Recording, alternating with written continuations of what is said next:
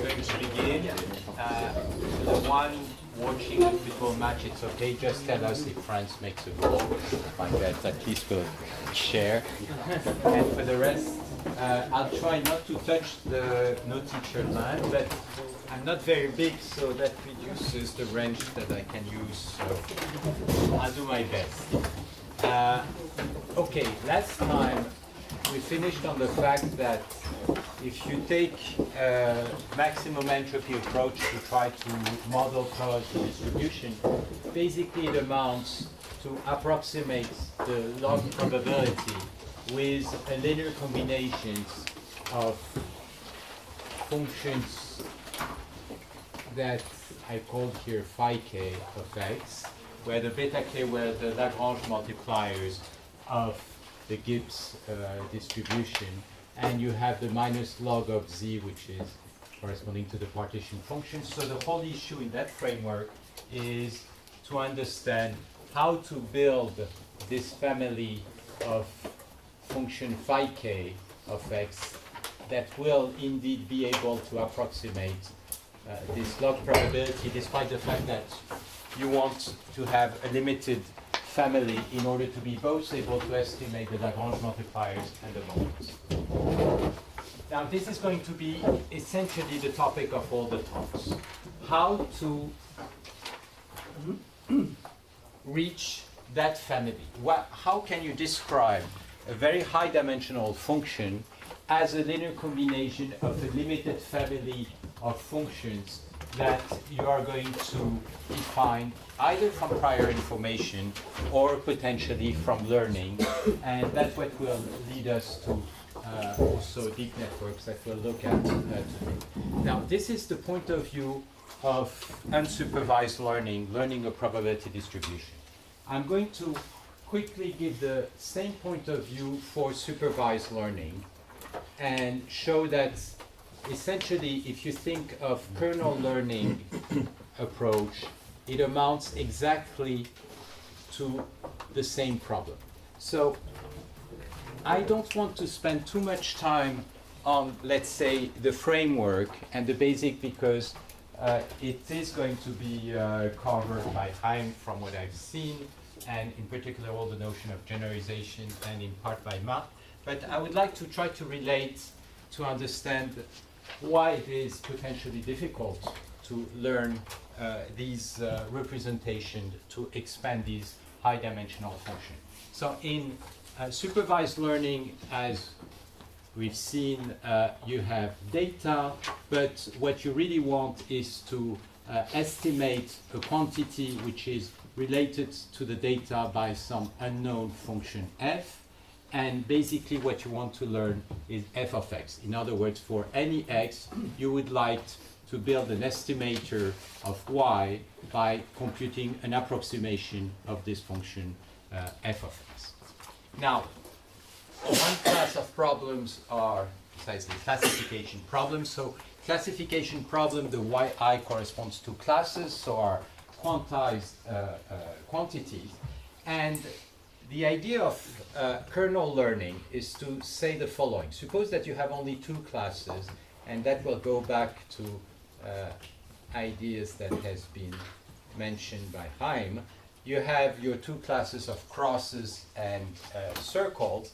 What you'd like is to, and what you dream really, is you have your xi, which are here, which are your different examples, you know, class 1, class minus 1, is to find some change of variable, such as for any xi now you associate phi of xi. So you should think of phi of xi again as a vector of dimension d prime. It's a family of phi k of xi for any k. Well, I will rather call it k, the big K, the dimension.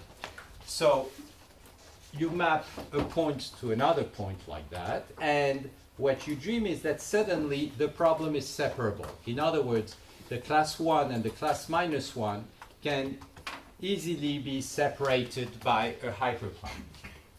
If that's the case, the only thing you have to do is to identify the hyperplane, and you can identify it with a vector which is going to be orthogonal to this hyperplane that are right here, W. And the only thing that you have to do is to find out whether you are on the left or on the right of the hyperplane. What does that amount to do? It amounts to take your phi of x, to project it on the vector w by computing an inner product, and then if the hyperplane has a shift by an amount b, you add your b, and then you look whether you are positive or negative. So basically you look at the sign of this quantity. And the sign of this quantity will tell you whether you're on the left, class 1, or class minus 1. Okay? So what you would like is to find this miracle change of variables so that at the end you just have to fit a hyperplane to separate the problem. If I expand this, this is really, as I said, the sign. The inner product means each coordinate is a phi k, so it's the sum over k from 1 to big K of phi k of x, and then the w is a vector whose coordinates are the wk multiplied by wk plus b. So basically, you solve your problem with a simple linear combination if you find this amazing change of variable. Now, that's for classification. For regression, you do essentially, so that's an estimation of your class, whitetail. For classification, regression, what you want to estimate is a function f, which take its values, f of x, typically in R. I mentioned, for example, the energy of a system, and then you'll try to estimate your f similarly in this space by a simple linear combination. So a sum over k of the phi k of x, wk plus b. So look, this is essentially the same, okay? Here we are approximating linearly the log probability. Here we are approximating linearly this high dimensional function that we would like to approximate. So, how to compute the wk? I'm going to briefly explain and give an expression of that to relate it to the notion of kernel learning. But this is really not, as you will see, the issue. The issue is not to optimize the position of the hyperplane. We know how to do that. There are different ways. In the case of classifier, you have support vector machine, you have logistic regressions. What is really difficult is to find out whether it is indeed or not possible to find this change of variable. So still, let me a little bit elaborate on this point to show how this relates to kernel learning, because kernel learning has really been very predominant during the 90s, and it's interesting to understand why,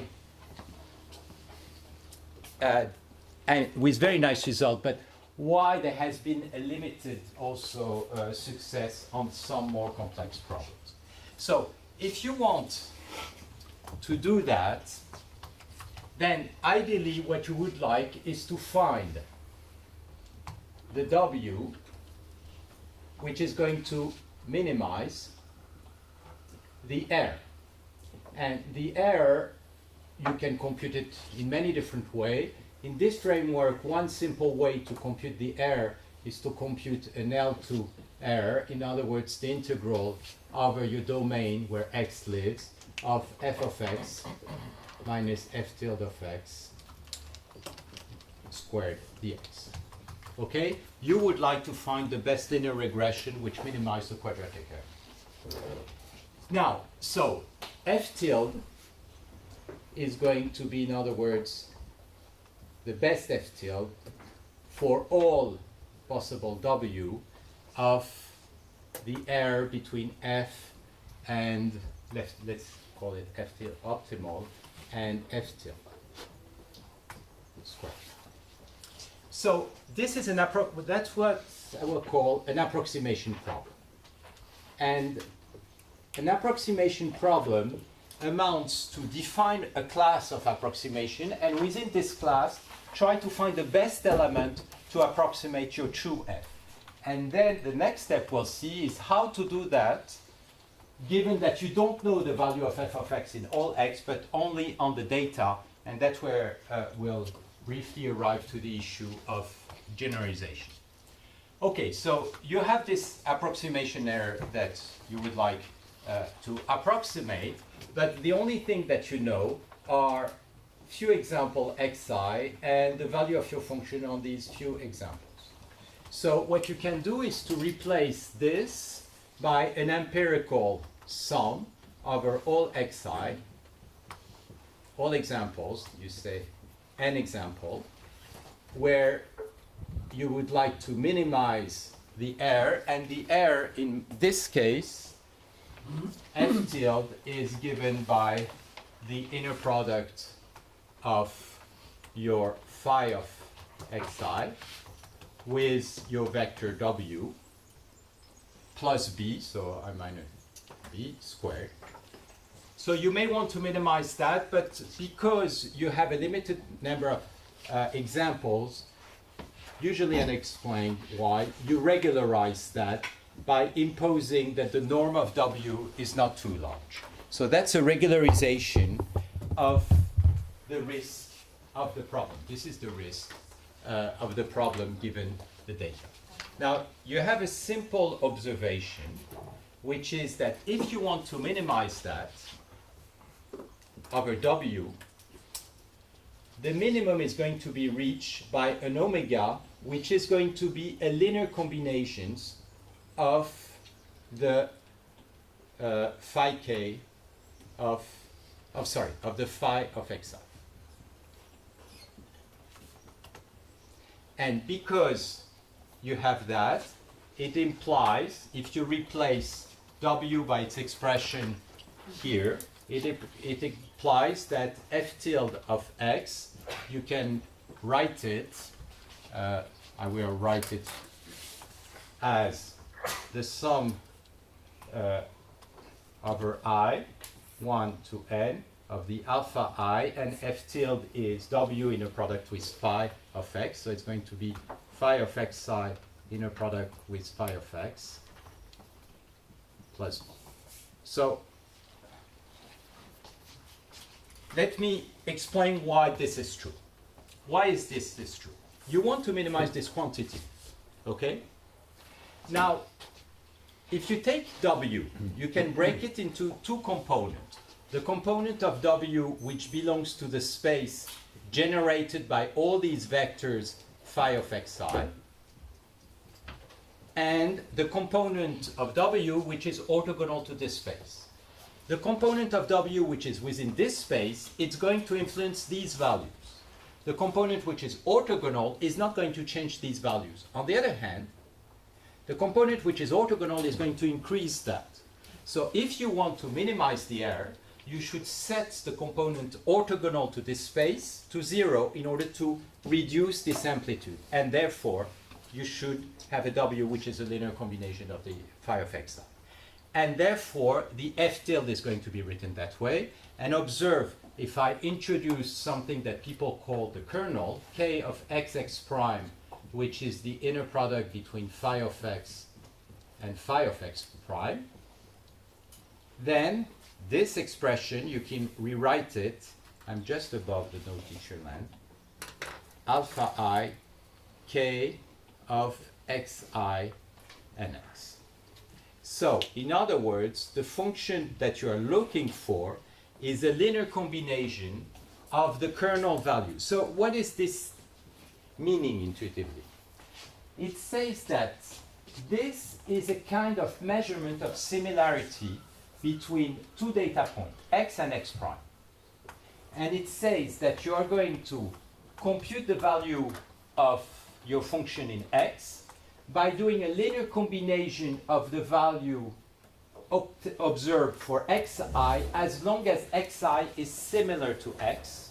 So this value is close to 1, let's say, relatively to this kernel. The morality of the story, and that's what was the idea in the 90s, is that if you know the kernel, everything is simple. You just have to identify the alpha I. In other words, if you know the similarity metric, such that you are going to get the f tilde of x. Okay, and then it gets a very simple problem. But to know the kernel is equivalent to know the phi of x. And the question is, okay, how do you identify? What is the natural metric to compare two things? What is a natural metric to compare two dogs, given that a Doberman and a Chihuahua are both a dog? Okay? And in what sense they are different from a cat and so on? That's the difficulty. In what sense can you define a metric which is going to compare the geometry of two molecules in order to have information about their energy? This is a very difficult problem. So this idea was out there. Then people tried to define kernels that would make sense. For example, they said, okay, let's try to define a kernel that would just be E minus x prime squared over 2 sigma squared, or all kind of kernels. But these kernels have, this is essentially relying on a local regularity property in your space. And so that doesn't work if you have a space which is much too big. And after a while, few kernels have been derived. People work with them, but couldn't tackle with these kernel complex problems such as image classifications, audio, or the type of problem that now people want to try to solve in physics, including in quantum physics. So the problem is how to define this kernel again, how to define this famous phi of x, so that all these type of methods are going to work. Now, just one comment. If I don't put any regularization here, one thing I have to simplify the problem. One thing I will have to be careful of is that I want to make sure that when I do the estimation from the examples, I get an error which is close to the optimal error. So in these type of problems, you are going to have two sources of error. One source of error which is going to come from the fact that even though you may choose the optimal solution in your class, you are going to have an approximation error. And another source of error, which is going to come from the fact that you don't know all value of f of x, only at the point xi, and therefore you have a variance terms which depends upon the particular examples that you've been using. So that's going to be the estimation error. And what's happening is that if you have a model which is too large, in other words, if the class, if the W is too large and I don't put any regularization here, it's going to be very simple to have a zero approximation error. In other words, that's called the training error. But the true error is going to be very large because, in fact, what you are is in a situation where the estimation error is huge. So that's something, from what I understand, that Chaim is going to develop much more. This issue of controlling the generalization error, given that you optimize an error on observation. I'm not going to develop that. There is just one element I'm going to use, is the fact that what is going to mainly influence that is the dimensionality of the model. In this case, the dimensionality of the model is the number k of phi k of x. If the dimensionality of the model is very large, then I need a large number of examples. And typically, if I put no regularization, the number of examples that I will need is big in front of k. Concerning that kind of problem, there is a very nice book that has been published about 1 year ago that I recommend, which is called Understanding Machine Learning.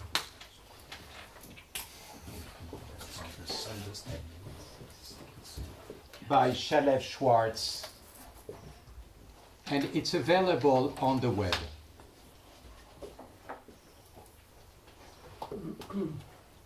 And Ben David, Shai Ben David.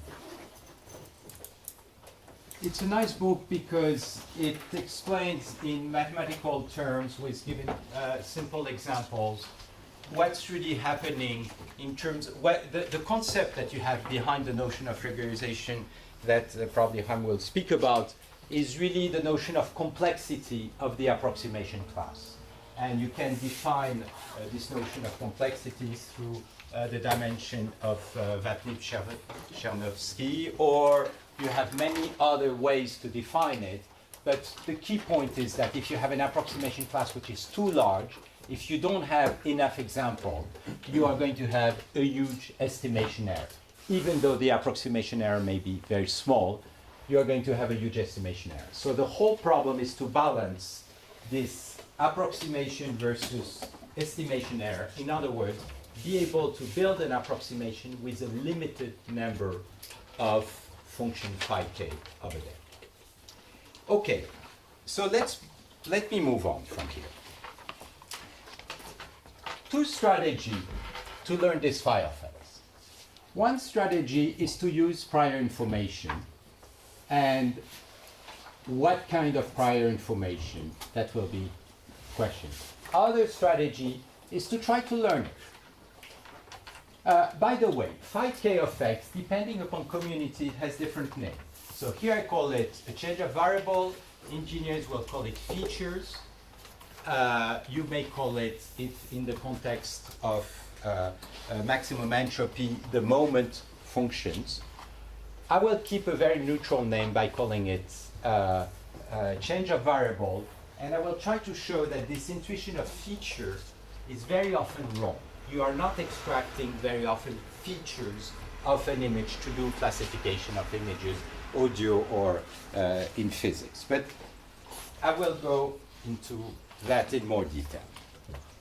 Okay, so, yes. So in the case, so you say that in the 90s people identify some kernel that has been used, and you say that in many cases, like image recognition, they don't work well. So in which cases actually? I shouldn't say, well, it does work well when the problem is not a too high dimensional problem. So if you take a problem like recognizing digits, written digits, it gives very reasonable, not optimal result, but very reasonable result.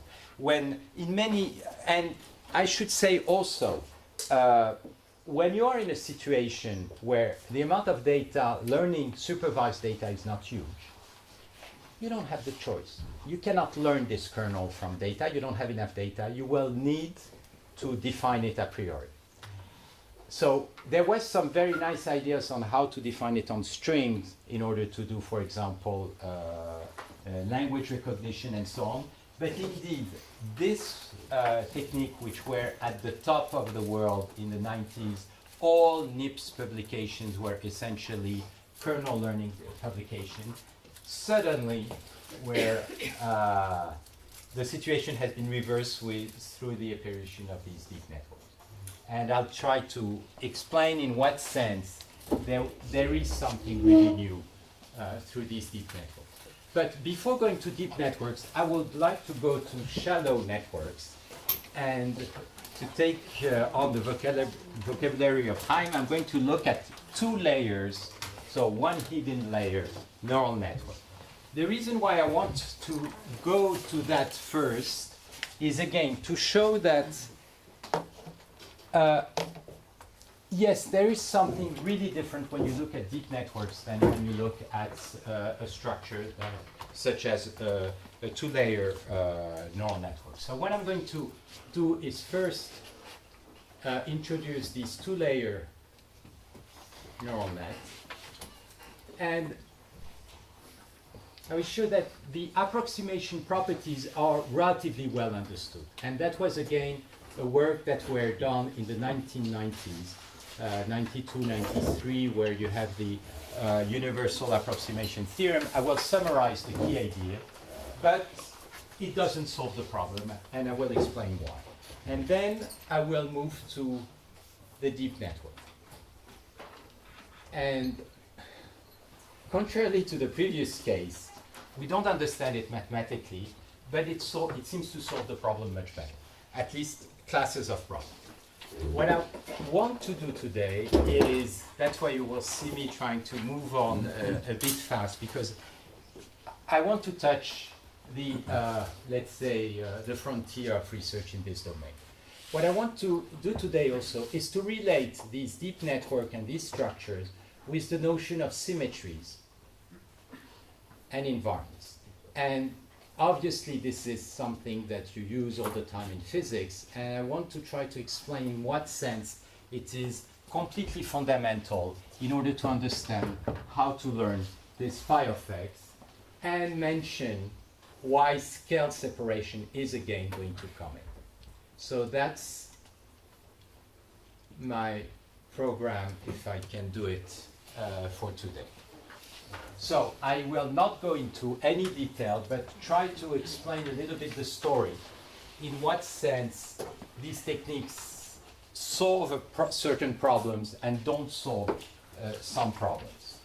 Let me begin with one hidden layer network. So Chaim has introduced the notion of neurons. So you have your data X of dimension D that I represent here. That's a vector.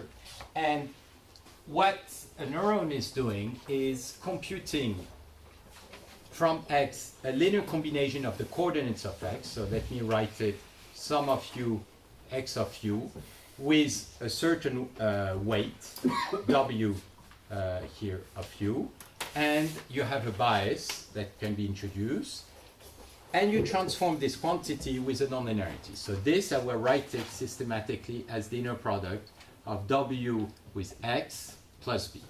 So what nonlinearity? You can have many nonlinearity. The important thing is that rho is a pointwise function. So rho, for example, can be a sigmoid. So a function, for example, like this, which goes from 0 to 1. What is very often used nowadays are linear rectifiers. Rho of, let's say, your variable A is going to be the max of A and 0. This is the variable A. Okay, and that's rho of A. So you can have all kind of nonlinearities like this. Okay, so what is a one hidden layer network doing? You have an intermediate layer here of size big K, and each neuron here is taking its input from the data, computes the inner product. So you have one particular neuron, so you're going to have a particular weight, WK. That's the first layer, I will call it W1. Inner product with X, plus a bias that is going to depend upon the position BK, and that's going to be the output, the value that is going to be output. Now, all these values are going then to be recombined with new weights. So you are going to have at the output a function, and I will not introduce a nonlinearity because it's not absolutely needed.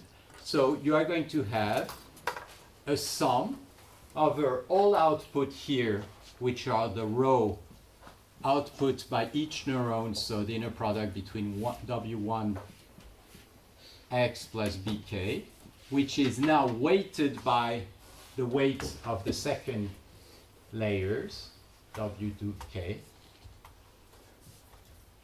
and you make your sum from K equal 1 to big K. You can even add a bias if you want at the end. So that's what it's doing, okay?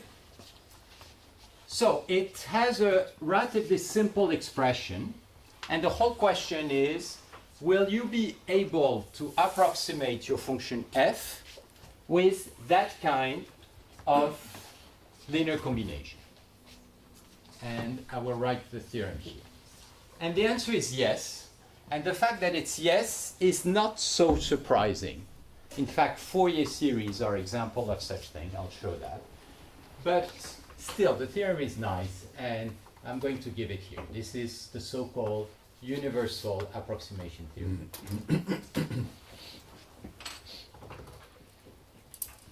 So there are many names which are associated to that. Let me give you a reference of a very good paper which goes in full detail explaining the properties of approximation properties.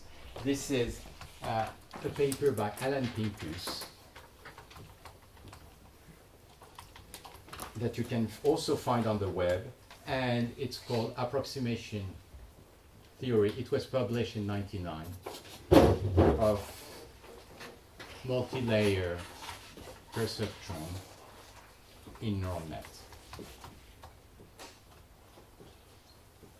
So the basic theorem which ended up being proved is that for any and what is nice is that you need very few constraints on rho. For any continuous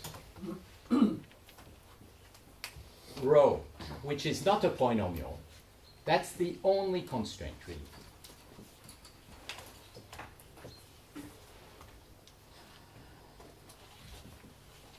Then,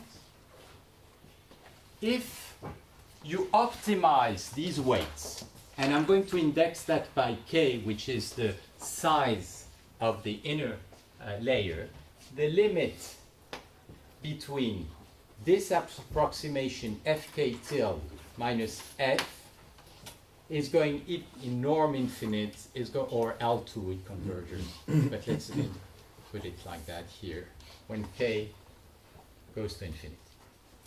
So the theorem tells you problem solved, okay? You just have to put one hidden layer, and if you have enough units, you'll solve your problem. But the problem is that you completely hide the problem by saying it's not difficult to approximate a function with a great number of elements. The problem is you want this decay to decay fast. And what's going to happen is that in most mathematical framework, this is going to decay like a constant k to the power -1 over d. I'm going to explain that. In other words, you are going to face the same curse of dimensionality, exponentially slow decay. And I just want to explain why this theorem is not a miracle. Really, the very nice aspect of this theorem is the fact that you have a very weak constraint on rho.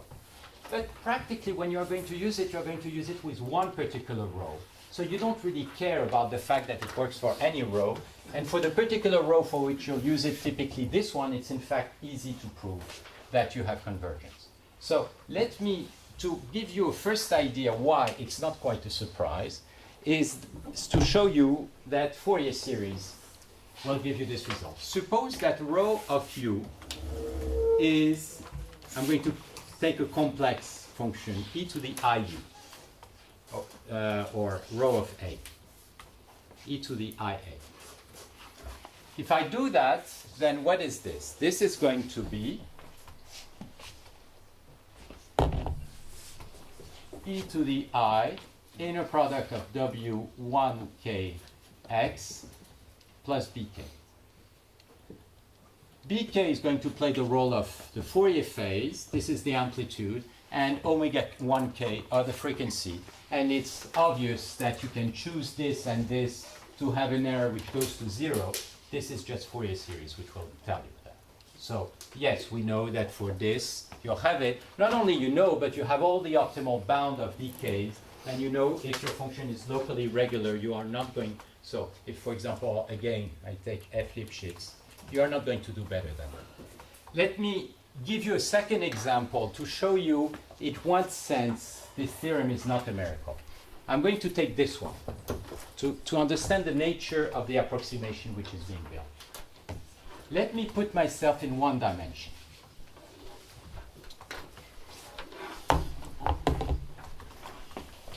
If I put myself in one dimension, and suppose that, so x is a one-dimensional variable.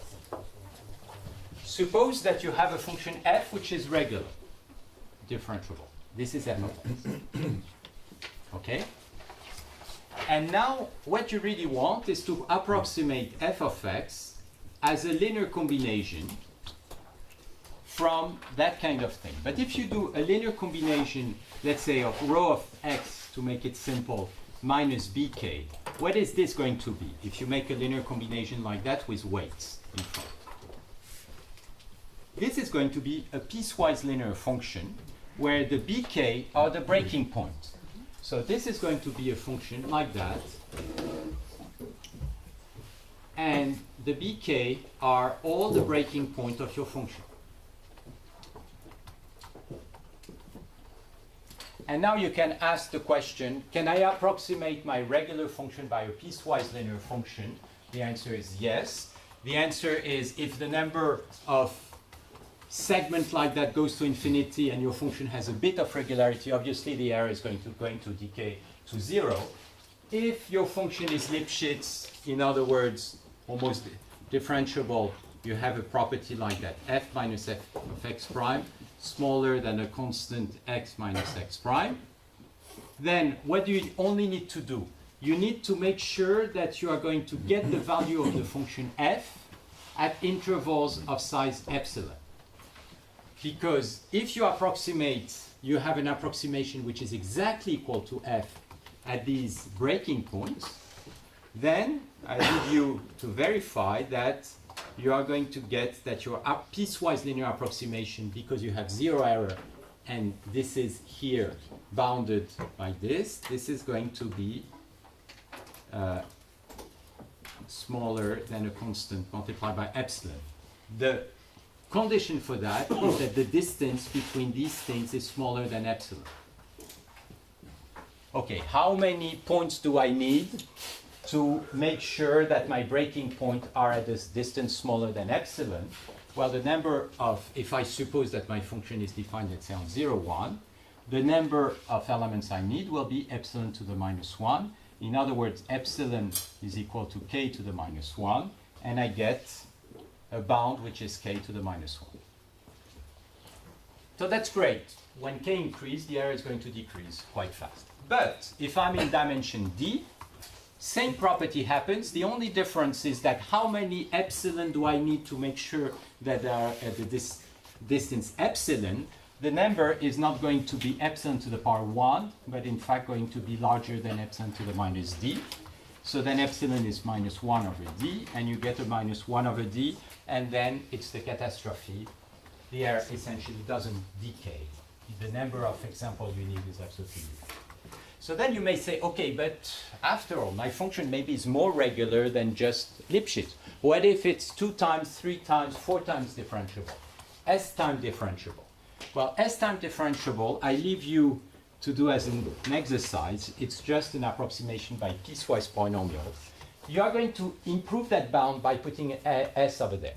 But S is going to be what? 2, 3, and D is going to be 1,000,000. So you can forget the S. It's absolutely not sufficient. So, what does it say?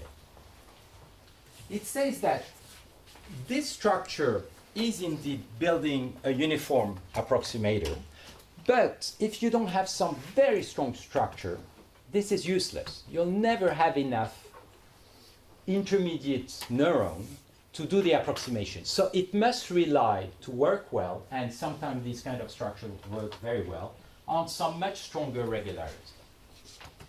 And if you now apply such a structure to, again, recognize complex scenes, didn't work so well. And this is why also there was this winter of neural nets, is that it's not just computations or amount, but that kind of structures are not, very often, not sufficient to build good approximation of very complex functions. Okay, so let me now move to deep neural network. So, what we see is that the issue is not to be able to have an error that goes to 0, but to have an error which goes to 0 fast, so that the training is not, let's say, is relatively reasonable. And the other comment, there was really no big news behind that. Yes, sorry. So I'm a little confused with Yes. the condition on row, because the proofs of this that I know make this assumption of a discriminating row, which is stronger than just continuous. I mean, if I took a constant function, for example, it's not proving what I think. A constant is a polynomial. Oh, okay. Look at the, it's in C of R. The weakest theorem I know is this one. I may be wrong, but I'm almost sure. But you have the reference of, Okay, so I can. This is a more general theorem than the one of Sibenko and so on. Basically, they got the initial theorem, and then you had a whole community of approximation theory beating the theorem to death to weaken up at the maximum level these hypotheses. And the work was done between 95 and 99. And as much as I know, continuity without polynomial is enough. That's what as much as I know and I've recorded, but you have to verify. I may be wrong. Okay. I think I know a counter example, which is just to take a sine function on a compact domain, because then you can only represent things that are of the form a sine plus b cosine. But I mean, we can talk. Okay, we can talk about it. I don't want to spend more time on that because I'm going to mess up. That was my souvenir of it. Well, if you take the sine, I'm sorry, if you take the sine, e to the iu is a sine plus cosine, and then you get Fourier series. So, because you have all dilations. Okay, in this problem you have all dilations. So you take a sine, you have all dilation, you have the Fourier series, and I have no problem to write anything with a sine. So I just get it, but yeah, so that's to be checked. But if the condition needs to be a little bit stronger, it's going to be very close to what I wrote. Okay, let me move to deepness. And here, for me, we are going to really penetrate in a different world. Maybe not so much algorithmically, but mathematically. Okay, let me describe what a deep neural network is, a deep convolutional neural network. And the credit really goes to Yann Lequin, who has developed that kind of architecture since the 90s, was preaching in the dark, and he ended up indeed having a remarkable result. So let me describe first what these things are doing. I'm going to illustrate it on images because it's a little bit more intuitive, and I will give examples. So the principle is like any neural network. So first you apply a linear operator, okay? So you take x, and you first apply a linear operator. And this linear operator, you will see, will build a whole families of images, which typically will be a little bit smaller because there is a subsampling that people in this domain call pooling. But let's keep with usually named subsampling. And I'm going to see appearing two things. I'm going to see appearing here an index k, which is going to be a channel index. This is the new layer, and you still have the spatial variable. And if x of u here is here, this I'm going to call it x1 of u, but now I have this new channel variable that I call k. Okay, what's the nature of L1? L1 is going to be, in this case, a convolutional operator. And small support. So I'm going to, it takes, you have a filter of small support, and any coefficient here is obtained from this filter. Then you are going to cascade this same idea, but there is a slight twist afterwards. So the next layer is going to be, again, a layer of images, potentially, again, smaller. That's x2 of uk. Now, a coefficient here is computed from convolutions on each of these images, which are aggregated, and I'm going to write the analytical expression of this, to produce that value. So I'm going to describe how you go from a layer j to a layer j plus 1.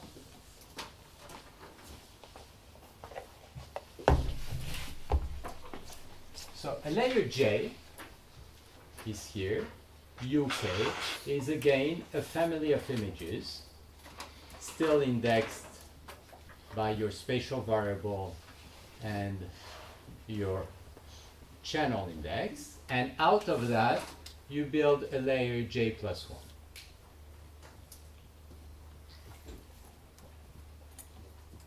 It's a bit painful to draw like this. Okay, so how do you compute, oh, I erased what I wrote. So how do you compute xj plus 1 from xj? You first apply your linear operator, and then you apply your nonlinearity. So what is the linear operator? Let me call it Lj plus 1 here. So Lj plus 1 apply on xj is going to compute xj plus 1 of, well, I'm going to call it like that of uk. It will consist in doing a convolution of, so if I get a point here, I'm going to do a convolution for each of these. So that means that I'm going to take xj, it's an image at, let me call it v, position k. And I'm going to do a convolution.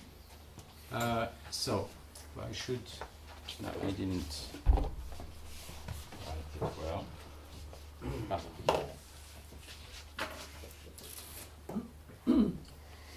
It's an image at the channel K. I'm going to make a convolution with a filter that depends upon the depth, which depends upon the channel K, and that will give me the value in u prime k prime, so it depends upon the new channel u prime, and the convolution is taken in u prime. So I have here a sum over,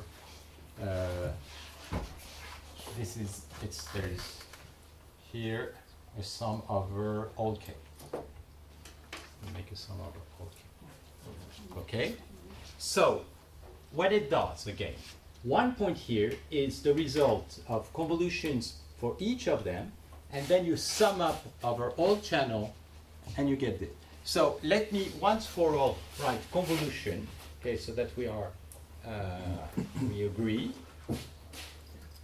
The convolution is going to be the sum over v of x of v, h of u minus v. Okay? And if u is a continuous variable, it's just an integral. Okay, that's the convolution. So, it's very strange. Each point here depends upon all these filters, and these filters are very small. Typically 3 by 3, 5 by 5. Okay? And the number of parameters in the network corresponds to the number of coefficients defined by these filters. If you count the number of parameters, it's typically of the order of tens or hundreds of millions of parameters. Huge. Now, after each of these linear operators, then you apply your nonlinearity rho, and that gives you xj plus 1 in u prime, k prime. And the rho is typically going to be Relu in all these experiments, in all these, it can change, okay? People have tried other things. It do also work with other things, but I'll stay here with the Relu. So, how do you optimize these parameters? You do the same thing than what you do usually. So, I'm sorry, I haven't finished my drawing. At the last layer, I'm going to have my small images.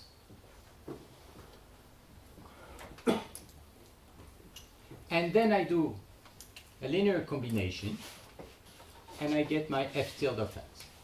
So if you wish, you can consider the last layer as the magical representation, such that the f tilde is obtained as a linear combination of the element of the last layer. So there is all kind of variations in this architecture. You can have fully connected last layers, but nowadays there's a lot of these networks which have been simplified where you just have a simple linear combinations at the end. So, what is, how does it work? To optimize your parameter, what you do is you basically do, as in kernel learning, you look at the R for an xi that you've introduced and what you've been producing with your network, f tilde of xi, and you look at the difference, I'm here doing it in the simple case of a regression. You can potentially regularize that by regularizing what I will call here the sum of the weight square. So the W corresponds to the weight of all the filters. And you try to find the best filter which is going to minimize that. To do that, people use stochastic gradient descent, and Léon Boutou will describe that in full details, the kind of strategy, the properties of stochastic gradient descent, and so on. So I'm not going to touch that. What is very surprising for everybody was that this kind of structure generalized. Generalized means that you train it on a, for example, database of images. You give an image, you say this is a cat, this is a dog, and people have been doing that on tens of thousands of classes. And then you give a new image, and in fact the generalization error is not so far from the training error, despite the fact that you've been optimizing a huge number of coefficients. What is even more surprising, in some sense, for me, is again that it works. You have to see that if you take the example of computer vision, where it was really a shock, computer vision until the years 2005, let's say 2010, few things were working. Personally, I was not imagining that within the next 10 years or even 20, 30 years, there would be any algorithm able to recognize space as well as we do. I couldn't imagine before the next 50 years that there would be a car driving on the street, because that kind of problems are amazingly complex. The amount of variables you have within these things are very complicated. I'll show a few examples of the kind of task. And people were working on much more limited problems. And then, boom, suddenly it was a shock. You had these kind of machines, algorithms, that are able to solve these problems. So I insist on the surprise, because these are very difficult problems. And again, the brain could do it, but for most of us, we were very far from being able to achieve that kind of performance. So why the topic is interesting? Because of this surprise. It is taking us completely aback, and the math which are behind looks strange. But let's say that the math that didn't look strange didn't work. So it's worse to look at these strange properties, because they seem to indicate direction that could allow us to better understand the issues of high dimensionality. So let me first make a few remarks about this structure. Maybe I should show examples.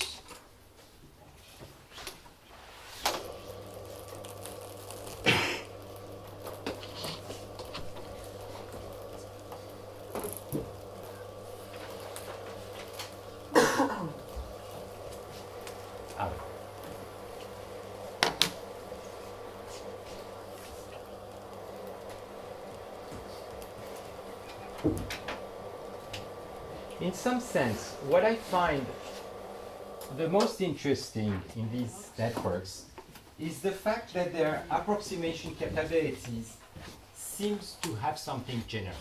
If it was only working on images, then okay, maybe it's very well adapted to face or whatever. But what we observe is that similar structure works for images, for audio. I'll show at the end quantum chemistry, language, all translation techniques are based on that kind of thing. So it's as if behind all these problems that looks incredibly different, there is something in common. I think you did it twice, so Oh merde.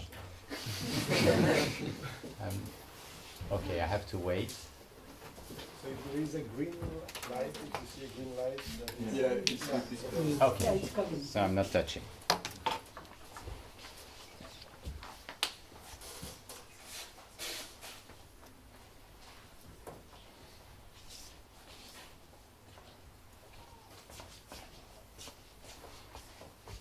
Okay, so that was the network that made the big surprise in 2012 by Alex Krzyzewski, Sustever, and Hinton.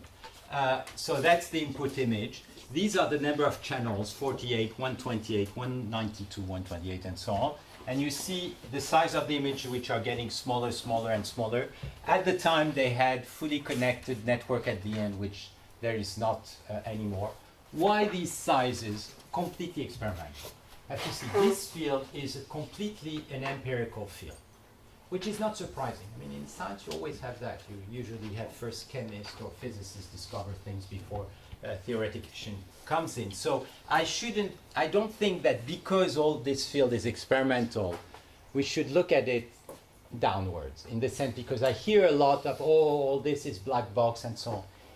Yes, but that's the nature of experimental work. At the first, you try to understand, discover the phenomena, and then it takes a lot of time before you understand the theory. So yes, take it as an experimental field.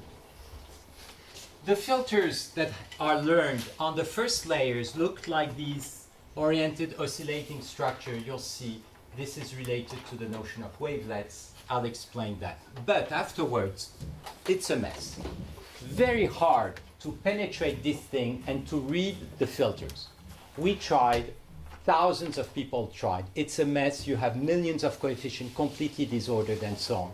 So I even know some neurophysiologists who are trying to use the same technique as the technique they use in the brain to plug in and discover the property of that kind of thing. It's to tell you the level of complexity. And now, yes, now that was the first one with 5, 6 layers. Now they have up to 150 layers. This is ImageNet. ImageNet is a database, 1 million image, 2,000 classes, just to show you the kind of image, to show you that it's really complicated. This is a meat, a container ship, motor scooter, leopard. I don't know if you recognize Madagascar, cherry, mushrooms, grill. And you have plenty of such images, complete different situation and so on. And it can classify. It's really, really mind-boggling when you look at the complexity of the problem. Scene labeling, car driving, very complicated problem. You don't need just to detect a guy who is on the side of the street. You have to predict its behavior and so on. To have a car running in the street is really very complicated.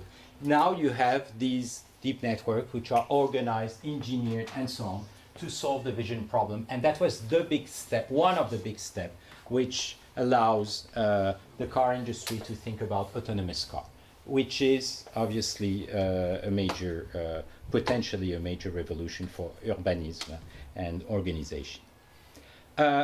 Let me show about, and I'll explain how these things are obtained. Synthesis. So these are original images of turbulence. These are syntheses obtained with deep neural network. I'll explain how they're obtained, but just for now, observe that they look extremely good. It's what is behind is not so obvious. Maybe not so spectacular, but first, well, in fact, it's not true what I'm saying. These are other textures. These are texture synthesis. So I'm sorry, I should explain more. You have, in that case, one image from which, the network was trained. Yes, a very important observation.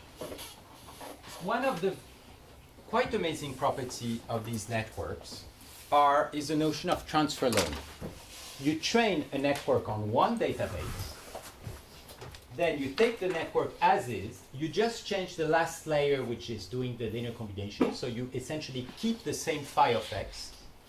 You apply it to a totally different database of images, and it still performs very well, much better than all the other algorithms that existed before. So if you retrain it, you can improve, but it is very impressive the fact that the representation transfers from one problem to the other of our images. Why is that so important? Because people have a tendency to think of this phi of x as being some feature detector, it captures some patterns and so on. Yes, but if it does capture particular patterns of the data, how come it suddenly works on a totally different database? That means that somewhere it must have captured something a bit more generic than the specificity of this database. Now, the same network trained on this database of ImageNet with Madagascar cats and so on, I will explain how, is able to, you give an input one image, you compute the coefficient, and I will explain how you can then resynthesize textures which are essentially visually identical. And I'm going now to explain how. Je vais m'arrêter là pour le.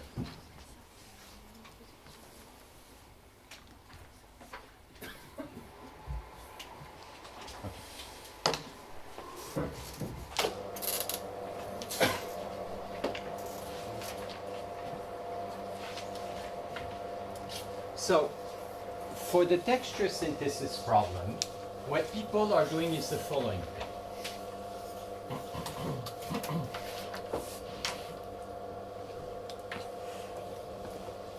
They get each layer, so each layer is an xj of uk. They make a correlation across the channels, so they compute the sum of a u of xj of uk and xj of uk prime. Okay. Then they do that for all k prime, so the cross correlation across this parameter, and they do that for any j. So they have a whole family of coefficients, and observe that these coefficients are invariant to translation. Why? Because these operators, if you translate x, because you have a convolution, the convolution is going to translate. Because your nonlinearity is punctual, it's still going to translate, so you have two quantities which are translated the same way, and therefore the correlation doesn't change. So these quantities are invariant to translation. So they have their set of descriptors which are invariant to translation. I'm going to call that AX, the autocorrelation.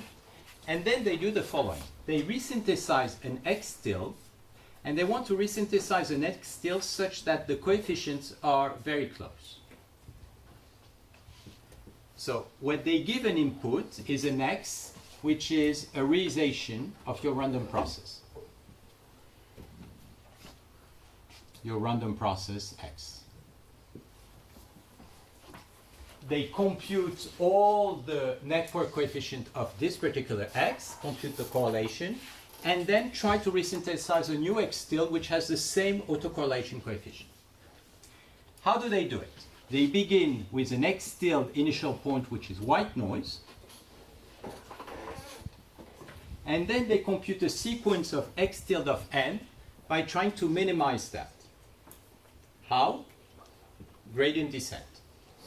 They iterate of a gradient descent, and after a certain number of iterations, they produce an image that's the one that I showed. And it looks very good. You have a set of descriptors which are invariant to translation, which are derived from one realization, and then you can create new realization from this descriptor. Okay, does it make any sense? What sense can we make of that kind of technique? What looks very suspicious is that if you count the number of coefficients in this matrix, it's in fact bigger than the number of pixels, the dimension of the original point. So it's as if the number of moments you were getting is bigger than d. So you can't do any statistics. It looks almost like coding. You keep almost as much information as there is in X. But the surprise is that you reconstruct realizations which looks like turbulence, like textures, but which are different than the original. So one of the goals of the next sessions will be to try to understand what is behind that. What I'm going to show is that this can be understood as not a macrocanonical approach to modeling random processes, but as a microcanonical approach. And that you can do that kind of thing by entirely specifying the weights of the name. So, this is what I'm now going to try to do. what I would like to try to do is to see what we can understand about this fire effect. And maybe a first question is, do you need really to learn it? Or is it possible, given prior information we have about the world, to in fact derive analytically all the filters that should go into that to predict the fire effects? One argument that will go in favor of that is the transfer learning property. The fact that it applies in very different situations, so that maybe it's not so much adapted about capturing patterns, but something more global about the geometry of the problem that we may be able to understand mathematically. Maybe not. So, to try to approach that, I'm now going to back up and try to understand how, oh, sorry, there are important that I didn't speak about. Depths. What is depth corresponding to? What I want to show first is that depth is a kind of scale parameter. Why is depth related to scale? If you take a coefficient here, it was obtained by aggregating information over a very small neighborhood, 5 by 5. Very local computation. A coefficient here was obtained by aggregating a neighborhood here, which itself was a neighborhood here, so it corresponds to an aggregation of a bigger neighborhood. A coefficient here corresponds to an aggregation of a huge neighborhood. So each time you go in more depths, you aggregate progressively more and more information at larger and larger scale. In fact, what we'll see that that's very similar to the kind of algorithms you do when you compute a weighted transform. But what you have here are nonlinearities coming in, which is totally different. And what you have here are these channels. The big mystery in this problem is to understand the nature of these channels. What I would like to show is that it has a very strong flavor of the notion of fibers in differential geometry. And I'm going to construct entirely a network by building these fibers and try to show the relations with the performance of that type of network. So let me back up now. Oh no, last thing. Get everything. There is a very progressive linearization effect. As I said, at the end, everything is linear, in the sense that you do a linear combination and you predict you have your function f tilde. But if you do it from here, and you do a linear combination, it's not as good as here, but it's much better than here. In other words, it's as if the neural network was progressively linearizing the problem. And that's what I want now to go into, is to try to define this notion of linearization. Is there any question on this? The detail of A of X, you will come back to it later. Yes, I'm going to spend a lot of time, not maybe not next time or the time after, but yes, I'm going to go back to that because that's one of the link with statistical physics, which I find interesting, although not fully understood. Okay, let me now try to give a little bit of a wide picture of why all these things are related to the notion of symmetries and invariants. And I'm going to come back to this kernel learning dream. As I said, you begin with a problem which looks like a mess, with very complex frontiers, with your crosses which are here, and your second class which is here.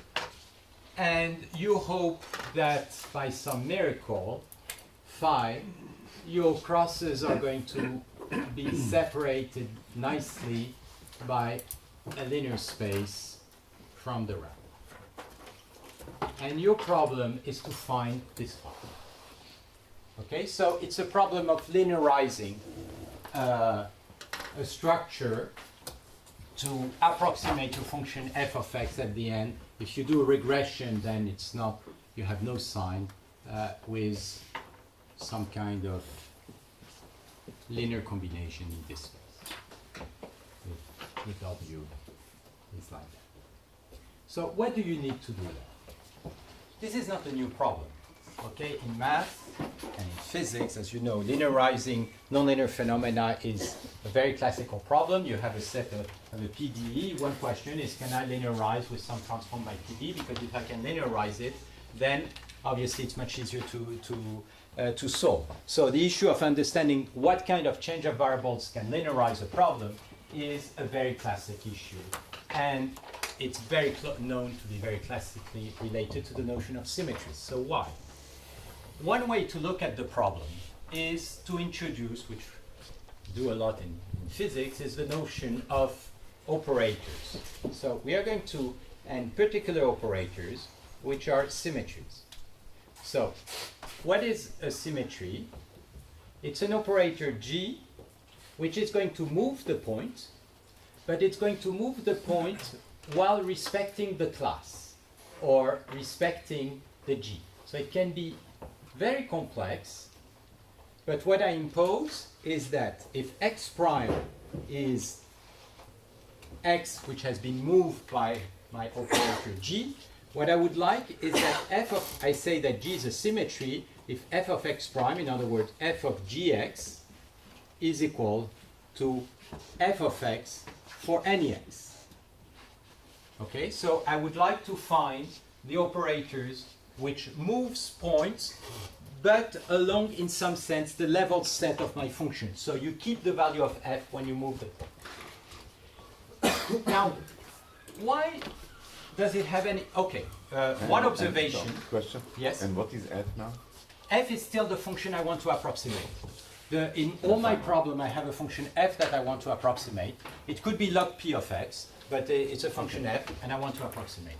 And the question will be, obviously, what are the symmetries of f? But if I have a symmetry, it's defined f. Now, an important thing is that if you look at symmetries, they define a group structure.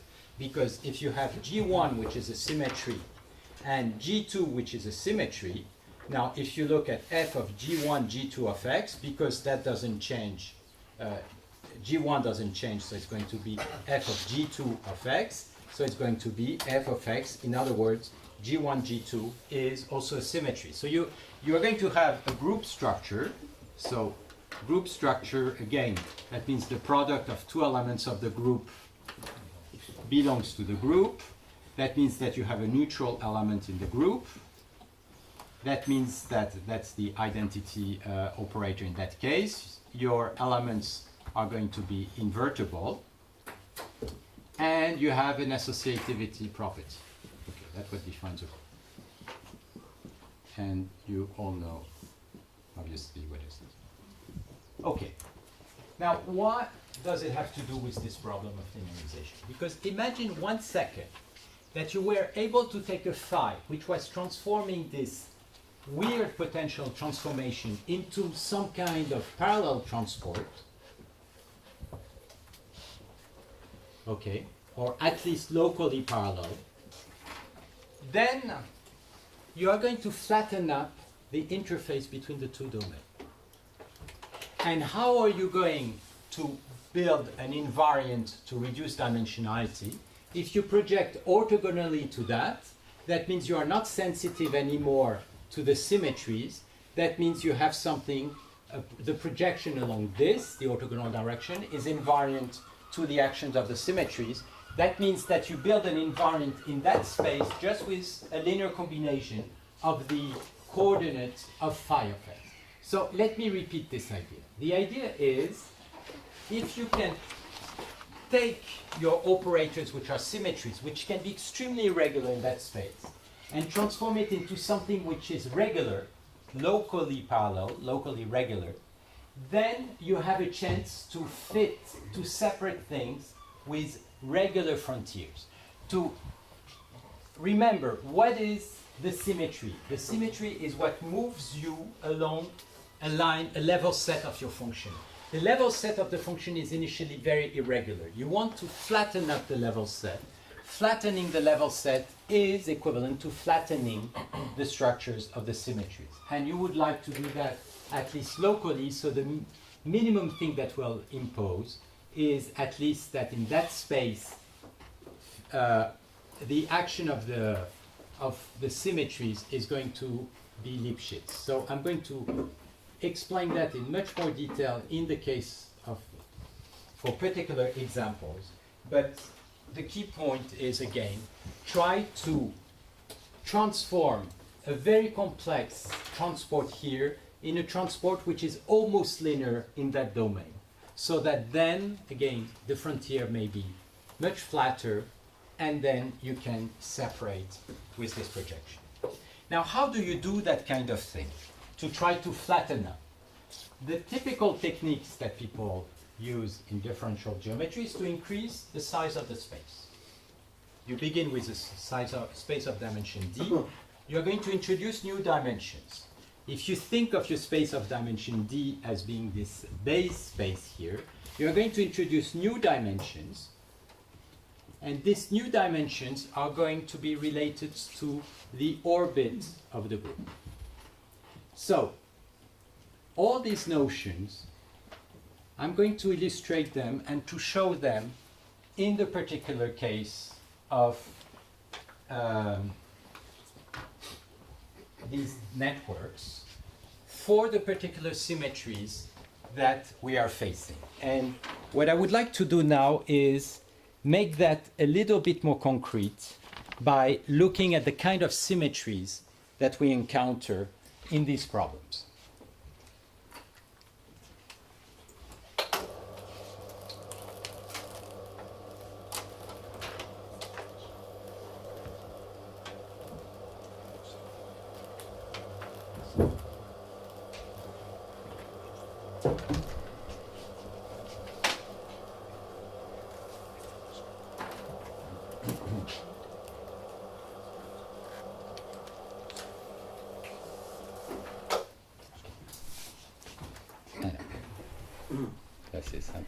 No, I need to get out of here, and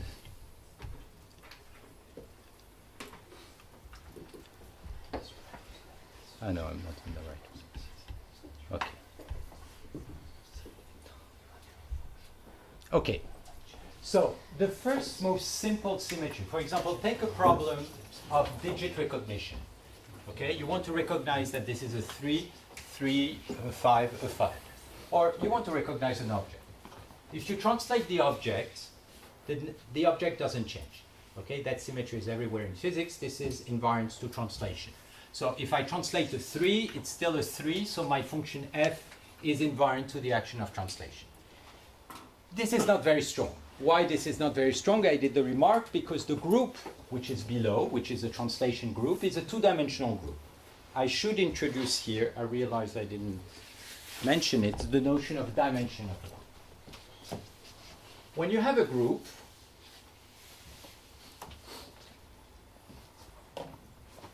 and I'm going to suppose, to make it simpler in the case of translation, it's a commutative. You can try to, so let's take translations. If you take a translation, let's say on a grid, a discrete grid, so let's say z squared, this is entirely defined by horizontal and vertical translation. Another way to say it is that any element of the group can be written from two generators, which is the horizontal and vertical translation. The first one you iterated n time, and the second one you iterated n time. And that means that the group has two generators, is in dimension 2. Now, if you don't go to z squared, but you move to translation in r squared, then the group is not anymore a discrete group. It's a continuous group, but the same idea applies. These are not going to be any more integers, but are going to be real numbers, and the way this is going to be written is this way: t O1 and e to the, let's say, t prime tau 2. And here you have the notion tau 1, tau 2 belongs to what is called the Lie algebra. The key point is that only two elements, whether it's here or here, are enough to generate the group. So it's a very small group.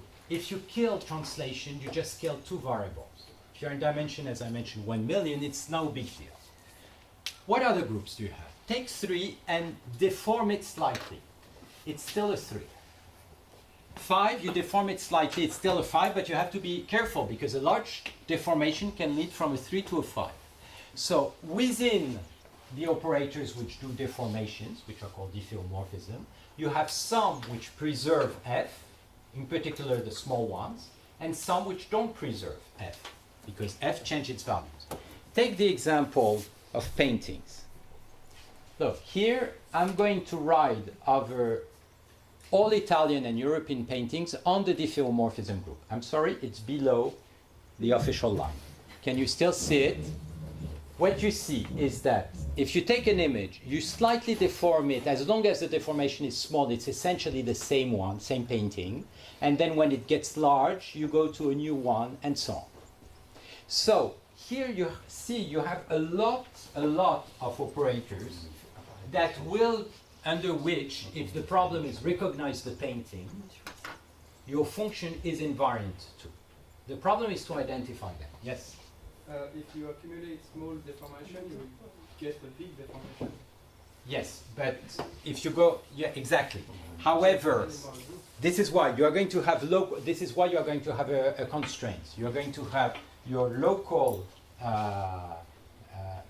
The big deformation are not going to be admitted, but as long as, in that case, what you're saying is when you move progressively from one to the other, there is one where you should arrive to a no man's land. In other words, with something which is neither one nor the other. Yes? So what exactly are we seeing in the movie? Sorry? So what exactly are we seeing in the movie? What is going on? What's going on is you have an artist here which has taken images and has warped images one into the other. And what I'm just illustrating by looking at the Without movie. math. What? Without math. Without math. There is no math. Okay. It's just to zero math. It's just to illustrate. No, it's not interpolation. It's really a deformation. An interpolation would kill the structure of the image. Is that when you go from a deformation, you can make a relatively large deformation you will preserve, and at one point the deformation is too big and you don't preserve. In other words, the diffeomorphism group, which appears all over physics, is very fundamental aussi here. But let me continue. Tu peux nous donner le site web où ça se trouve, ça? Je l'ai piqué sur YouTube non-officially. There is so Ouais, it's on on fait quoi YouTube. pour le chercher? It's on YouTube. Oui, mais c'est quoi le mot-clé? I'll give you. Okay. So let me now show you completely different type of symmetries. These are sounds. So I hope you'll hear. Encyclopedias. Okay. What I will explain what this is. This is a spectrogram. This is time. This is frequency. That was what was pronounced by this woman. What do you think this is? What word was pronounced here? Difficult. What? Difficult to know. The same. Encyclopedias. The same. Probably. Okay? Same, different voice. You want to find out that these two are the same. Okay, let's look at what's happening. This is the one of the woman and the one of the man. You see how things deform one from the other? They move, but they don't just move in time. They also move in frequency. So here you have a new group, which is a Heisenberg group, which is going to have simultaneously the time and frequency. And over this Heisenberg group, you're going to have a diffeomorphism group, which is going to deform things.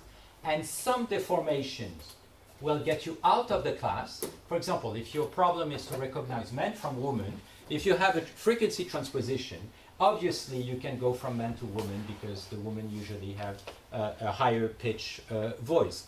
However, if you want to recognize the word independently from whether it's a man or a woman, then you don't care about that.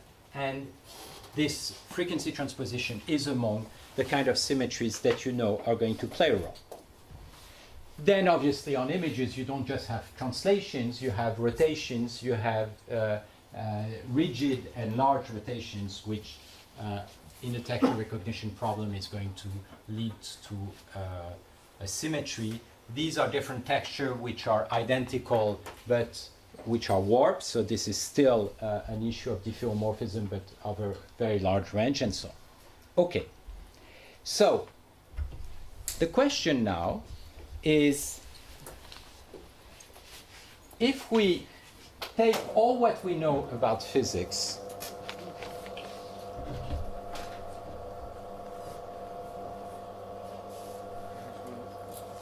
wait a quantic. If we take all what we know about the physical world, the groups which are acting under the different problem, in images we know a lot of things, on audio we know a lot of things, do we have enough information to construct such a network without learning? Or not, because what you really need to learn is the specificities of the different patterns. Okay, so that was a bet that I did with Yann Lequin a few years ago. I was telling the story, that's a 3-star Michelin restaurant bet. So anybody who proves, so the bet is the following. Can you reproduce the performance of AlexNet, which is a network I showed, without learning, based on first principles, and then you just learn the last layer? In other words, you define the phi of x based on first principle that you know about symmetries, and then you just learn with your database the last layer. Obviously, Jan says, no, you absolutely need to learn everything. And I believed at the time, yes. And then I've been through all kinds of stage, thinking, yes, we could do it, we couldn't, and so on. And now I'm in a stage where, rather up, I went for a long time in a down stage, and then I'm rather in an up stage, where I do believe that it should be possible. But let's forget whether it's possible or not. The question is really, how far can we go by using prior information? And that potentially allows us to understand a bit better what these networks are doing. So what I'm going to do is just give you the program of the next time. What I'm now going to do is try to begin from first principle and say, okay, what are the groups and how can we linearize the groups' actions? In other words, do this kind of building of regularity, and for what kind of groups? And here are the key elements into it. The first group, I said, is translation. The problem is that it's a small group and you can use any kind of solution, it will work to build an invariant to translation. We are then going to immediately move to diffeomorphism. So what you would like is to find a transformation which is going to almost linearly, is going to linearize small deformation. And the claim is the day you introduce diffeomorphism, your problem is very constrained. You have no choice, you need to separate scale. So you have scale separation which immediately appears just because of that. I gave other arguments, but scale separation and then welcome wavelets. So the whole question then will be, how do you define invariance from translations and linearized diffeomorphism from wavelets? And what I want to show is that we are going to be naturally led to a deep network structure. In other words, if you forget about deep networks, your problem is just linearized diffeomorphism, build invariant to translation, you are going to be led to a computational structure which is a cascade of linear operator, nonlinearity, linear operators, nonlinearity, and so on. So that's the first thing that I would like to show, that this natural cascade is something very natural if you want to solve that kind of problem. So deep net tag structure. Then the idea will be to say, okay, how good are we if we just use these two groups compared to a deep net? And what we'll see is that we are good and we can match deep net performance as long as the problem is simple, as long as the problem only involves deformation, translation. For example, recognizing digit, you can get state of the art with that. But when the problem is much more complicated, it's not the case. And what I'm going to do is move to the problem back of statistical physics or modeling textures and in particular turbulence. Now, why is this problem interesting? Because we'll see that this is not enough. This is not enough even to model turbulence. And I'll try to show what is missing. And one concept that we'll see is missing that we don't use normally will be the notion of groups over the phase group. And I'll move from there. Now, what I want to insist on, I'm not going to describe a theory of deep network. Very far from it. Nobody, as far as I know, has a theory of deep net. What I just want to do is do connections. Show that that kind of structure has very interesting connection with a very wide range of mathematical area. What is going to be behind all that will be a lot of harmonic analysis, wavelets, Fourier, but also groups. And then we'll come back to these issues of modeling stochastic processes. So these will be basically, you should receive them as ideas or potential direction for thinking these problems, but not a theory, very far from it. Okay, thanks very much.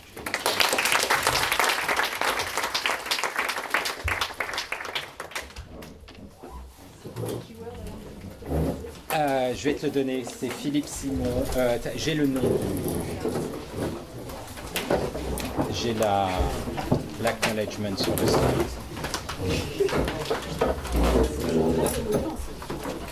Vidéo de Philip Scott Johnson.